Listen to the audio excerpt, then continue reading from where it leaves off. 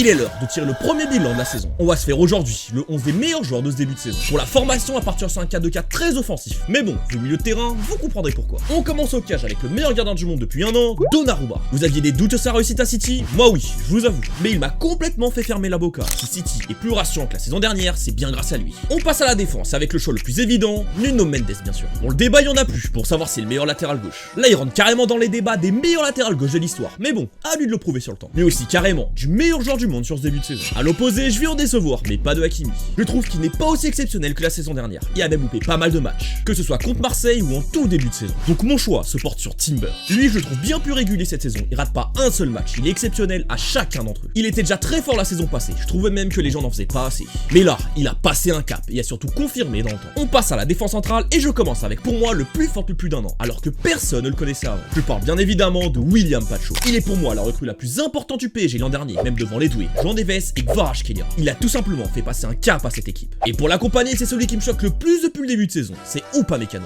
Balle au pied, c'est très fort, mais contrairement à beaucoup qui sont forts dans ce domaine, il est tout aussi impressionnant défensivement. On passe maintenant au milieu avec un autre parisien, Vitinha bien sûr. Il a encore passé un cap cet été avec son exceptionnel Nation League, où il est enfin devenu un taulier avec le Portugal. Et aussi à la Coupe du Monde des clubs, où il a été le meilleur joueur du PSG pour moi. Et cette saison, il est dans la même continuité. Malgré beaucoup de blessures et ses coéquipiers du milieu absents, il tient plus que la baraque, on ne ressent même pas leur absence. Et pour l'accompagner, qui d'autre que lui? Pedri bien évidemment. C'est simple, c'est le joueur que je préfère regarder jouer depuis plus d'un an. On dépasse pour moi le cadre du meilleur milieu. Là, on parle d'amour littéral du football. Avec ces deux milieux qui savent absolument tout faire et garder le ballon contre n'importe quel pressing, on peut aller à fond en attaque. Donc en ailier gauche, je mets Kylian Mbappé. Il est pour moi de retour à son meilleur niveau cette saison. Ses stats sont toujours là, mais il n'est plus un poids pour l'équipe. Il recommence enfin à faire des appels dans la profondeur, à participer dans le jeu de l'équipe et à ne plus étouffer qui que ce soit. Merci Xavi de l'avoir fait renaître. Mbappé est tout simplement redevenu un potentiel ballon d'or. À droite, un de mes chouchous, Michael Olise. Il pratique un football exceptionnel, comme vous savez. Dribble de dingue, passe lunaire, geste technique, mais il est en plus de ça très décisif, avec 6 passes D et 6 buts en 12 matchs, et ce ne sont pas des tapines. On termine avec le duo d'attaque, et on commence avec Erling Haaland. Il est tout simplement à 23 buts en 14 matchs, club et sélection confondus, c'est complètement lunaire. Ok, c'est pas le genre le plus beau à regarder jouer, mais c'est tout aussi impressionnant. On se demandait avant si les records de Ronaldo et Messi seraient un jour battus. C'était pour nous impossible. Et bah maintenant avec lui, on a quasiment la certitude que oui.